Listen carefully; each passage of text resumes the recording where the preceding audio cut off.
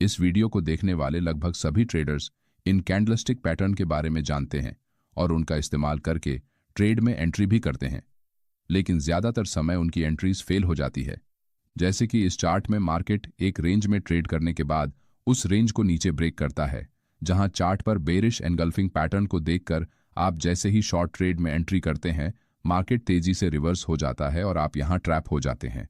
इसी तरह से आप रोज चार्ट पर कैंडलस्टिक पैटर्न को देखकर ट्रेड एंट्रीज तो करते हैं, लेकिन ज्यादातर समय प्रॉफिट बनाने में फेल हो जाते हैं। इसलिए आज के वीडियो में हम चार्ट पर कैंडलस्टिक पैटर्न को आइडेंटिफाई करके सही जगह कैसे ट्रेड लेना है, इसके कुछ टेक्निक्स के बारे में सीखने वाले हैं।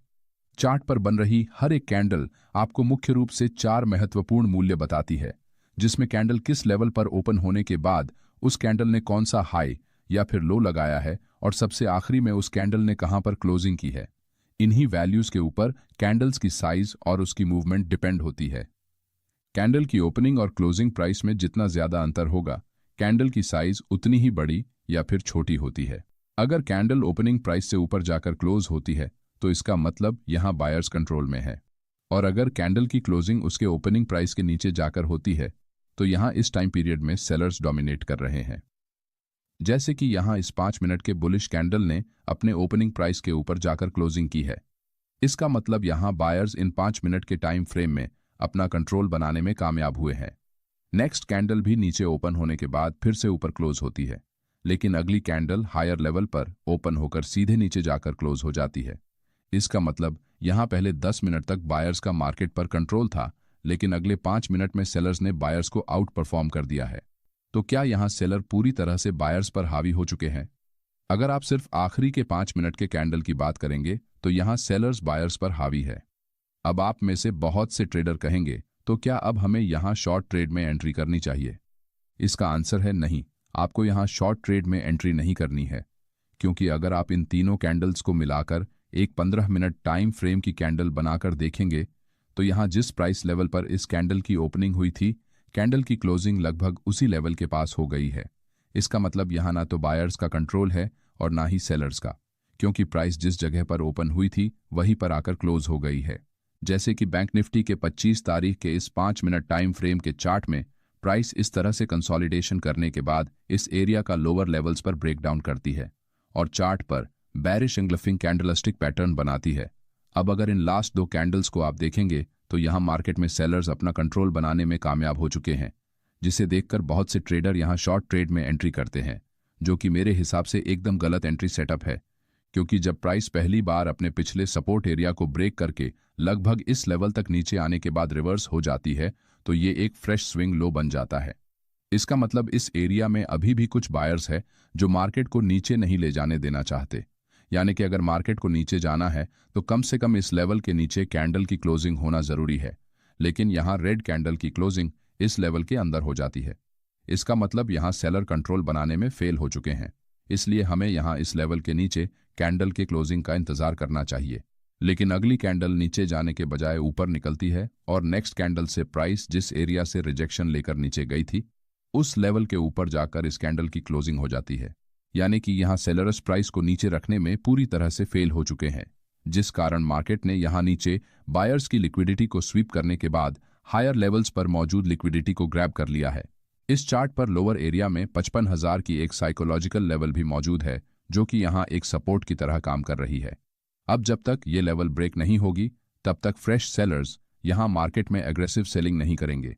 इसलिए सिर्फ कैंडलस्टिक पैटर्न के भरोसे आप किसी भी डायरेक्शन में ट्रेड एंट्री नहीं कर सकते। अगर आप ऐसा करेंगे तो आप ट्रेड में प्रॉफिट बनाने के बजाय लॉस ही करेंगे। भी चार्ट पर आपको बुलिश और बेयरिश ट्रेंड में मुख्य रूप से ये 3 कैंडल्स ज्यादातर समय नजर आती है, जिसमें से इस कैंडल को हम बिग बुलिश या फिर बिग बेयरिश मोमेंटम कैंडल कहते हैं, जहां बायर्स और सेलर्स मार्केट में एक तरफा डोमिनेंस बनाते हैं। इसलिए इस कैंडल को हम एक तरफा वर्चस्व कैंडल भी कहते हैं। जब भी मार्केट में हाई वॉलेटिलिटी के कारण स्ट्रॉन्ग मोमेंटम बनता है, उस समय इस तरह की कैंडल्स चार्ट पर बनती है, लेकिन ज्यादातर समय ये कैंडल्स रिटेल ट्रेडर्स को ट्रैप करने का काम करती है। जैसे कि इस 3 तारीख के निफ्टी 50 के चार्ट में लगभग 9:50 पर एक बिग बुलिश मोमेंटम कैंडल बनती है। अब क्योंकि ये कैंडल प्राइस के एक जगह पर कंसोलिडेशन करने के बाद बनी है, इसलिए बहुत से रिटेल ट्रेडर इसे एक रेंज ब्रेकआउट कैंडल मानकर यहाँ ब्रेकआउट पर लॉन्ग ट्रेड में एंट्री करते हैं, लेकिन कुछ ही समय में प्राइस नीचे जाते हुए इनका स्टॉप लॉस हिट कर देती है, जिससे वो अपने पहले ट्रेड में लॉस कर देते हैं। प्राइस कुछ देर तक नीचे जाने के बाद एकदम से पहले की तरह फिर से एक बड़ी मोमेंटम कैंडल चार्ट पर बनाती है, जिससे प्राइस अब की बार जरूर रिवर्स होकर ऊपर जाएगी ये सोचकर फिर से आप दूसरी बार ट्रेड एंट्री कर लेते हैं। लेकिन इस बार भी मार्केट नीचे जाकर आपका स्टॉप लॉस खा जाता है, जिससे आप फ्रस्ट्रेट हो जाते हैं। अब क्योंकि आप यहां ऑलरेडी 2 बार अपना स्टॉप लॉस हिट करवा चुके हैं, इसलिए आप इस रेंज का जब तक ब्रेकआउट नहीं होता तब तक ट्रेड एंट्री न करने का मन बनाकर ब्रेकआउट का वेट करते हैं।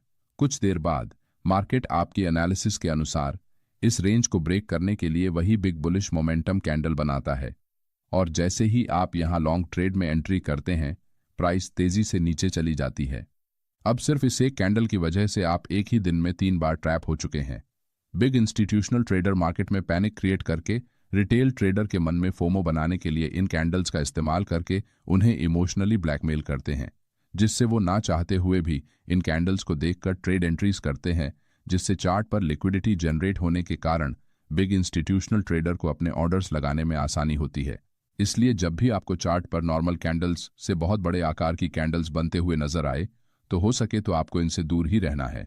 ये कैंडल्स 10 में से सिर्फ एक बार आपको प्रॉफिट बनाकर देती है, और अगर आपको मेरी बात पर विश्वास नहीं है तो आप खुद चार्ट ओपन करके इसे क्रॉस चेक कर सकते हैं। चलिए अब अगली कैंडल को समझते हैं। इस कैंडल को रिवर्सल कैंडल कहते हैं, जिसे बहुत से लोग हैमर कैंडल या फिर इनवर्ट हैमर कैंडल के नाम से भी जानते हैं। इस कैंडल में कैंडल बॉडी के मुकाबले कैंडल की विक बहुत ज्यादा बड़ी होती है, जो कि प्राइस के रिजेक्शन को रिफ्लेक्ट करती है। जैसे कि ये निफ्टी 50 का 9 तारीख का 5 मिनट टाइम फ्रेम का चार्ट है, जिसमें प्राइस हायर लेवल से रिजेक्शन लेकर लगभग 25,000 की साइकोलॉजिकल एरिया के पास आते समय चार्ट पर इस तरह से लॉन्ग लोअर विक बनाकर रिजेक्शन कैंडल्स बनाती है। अब इस तरह की कैंडल में प्राइस एक लेवल पर ओपन होने के बाद उस ओपनिंग लेवल से नीचे जाती है, लेकिन लोअर लेवल से रिजेक्शन फेस करने के कारण फिर से अपने ओपनिंग प्राइस के आसपास आकर क्लोज हो जाती है। इसका मतलब यहां सेलर्स ने सबसे पहले प्राइस को नीचे पुश किया, मगर लोअर लेवल्स पर क्लोज करने में वो फेल हो गए। यानी कि यहां बायर्स मार्केट में एंट्री कर चुके हैं और वो प्राइस को ऊपर ले जाने में इंटरेस्टेड है। अब यहां चार्ट पर लगभग 3 बार बायर्स ने प्राइस को लोअर लेवल से ऊपर पुश करने की कोशिश की है। साथ ही यहां नीचे आते समय कैंडल्स की साइज छोटी होती जा रही है। इसका मतलब यहां सेलर धीरे धीरे अपना कंट्रोल खो रहे हैं। अब अगर प्राइस अपने लास्ट रेड कैंडल के ऊपर क्लोज होती है तो हम यहां रिवर्सल ट्रेड प्लान कर सकते हैं। कुछ ही देर बाद प्राइस इस रेड कैंडल के ऊपर क्लोज होती है, जिससे हम यहां एंट्री बना सकते हैं। अब क्योंकि यहां बायर्स ने सेलर्स को आउट परफॉर्म कर दिया है, इसलिए प्राइस तेजी से ऊपर निकल जाती है। बेरिश रिवर्सल में इसका एकदम उल्टा होता है, जिसमें हायर लेवल से रिजेक्शन लेकर प्राइस नीचे आती है। जब मार्केट किसी की लेवल के पास आकर इस तरह से सपोर्ट एरिया में लोअर साइड में और रेजिस्टेंस एरिया में हायर साइड में लॉन्ग विक कैंडल्स चार्ट पर बनाता है, तो इसका मतलब यहां रिवर्सल आने के चांसेस सबसे ज्यादा है। लेकिन जब तक प्राइस अपने रेंज को ब्रेक नहीं करती, तब तक आपको रिवर्सल ट्रेड में एंट्री नहीं करनी है। और साथ ही एंट्री करने के बाद जब तक कोई कैंडल इन रिजेक्शन एरिया के बाहर क्लोज नहीं होती, तब तक आपको अपने ट्रेड में बने रहना है, क्योंकि ये एरिया आपके लिए एक सपोर्ट की तरह काम करके आपके स्टॉप लॉस को प्रोटेक्ट करता है। इसलिए आपको अपने स्टॉप लॉस को स्ट्रिक्टली होल्ड करके रखना है। चलिए अब हमारे तीसरे कैंडल स्टिक पैटर्न को समझते हैं। इस तरह की कैंडल्स को इंडिसीजन कैंडल्स कहा जाता है। ये कैंडल मार्केट में चार्ट पर तब बनती है जब बायर्स और सेलर्स दोनों मार्केट की डायरेक्शन को लेकर क्लियर नहीं होते या फिर कंफ्यूजन में होते हैं। इस कैंडल में प्राइस जिस लेवल पर ओपन होती है, लगभग उसी लेवल के पास आकर क्लोज हो जाती है, जिससे कैंडल की दोनों तरफ लॉन्ग विक्स बनती है और प्राइस का मूवमेंट ना के बराबर होता है। इसका मतलब यहां ना तो सेलर कंट्रोल में है और ना ही बायर्स। दोनों मार्केट की डायरेक्शन को लेकर कंफ्यूजन में रहने के कारण ये कैंडल्स चार्ट पर बनती है। जब भी मार्केट में एक स्ट्रॉन्ग बुलिश या फिर बेरिश मूव का एंड होने वाला होता है, तो उस समय वॉलेटिलिटी में कमी आने के कारण प्राइस का मोमेंटम कम होता है, जिस वजह से मार्केट एक ही एरिया में कंसोलिडेट करने लगता है, जिससे चार्ट पर कंसोलिडेशन फेज में ये कैंडल्स बहुत बड़ी संख्या में बनती है।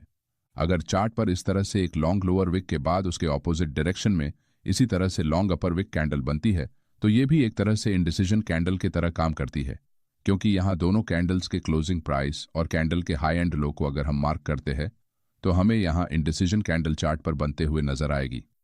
इसका मतलब यहाँ सबसे पहले बायर्स मार्केट को ऊपर पुश करते हैं, जिससे ये कैंडल बनती है, और हायर लेवल से सेलर्स फिर से प्राइस को नीचे लाकर अपने ओपनिंग प्राइस के आसपास क्लोज कर देते हैं, जिससे चार्ट पर यह दूसरी कैंडल बनी है।